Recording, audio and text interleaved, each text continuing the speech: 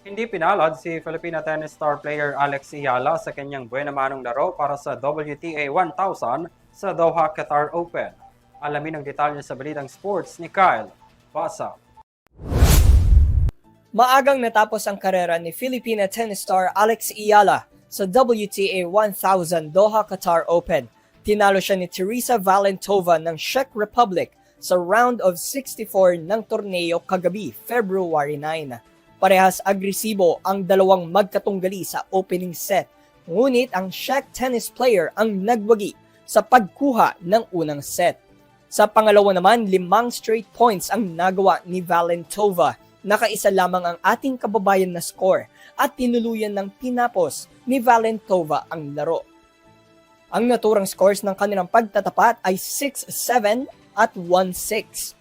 Ito na ang pangalawang beses na nagharap si Iyala at Valentova.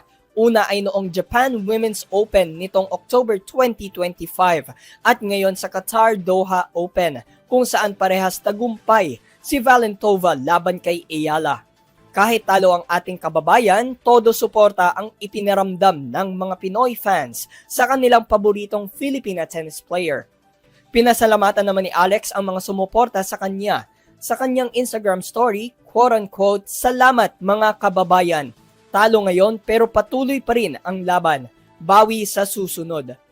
Magkakaroon ng kakaunting pahinga si Filipina tennis star ng iilang araw bago magsimula ang paparating na Dubai Tennis Championships mula February 15 to February 21. Para sa EuroTV News, ako si Kyle Basa. Sumasaludo sa bawat Pilipino.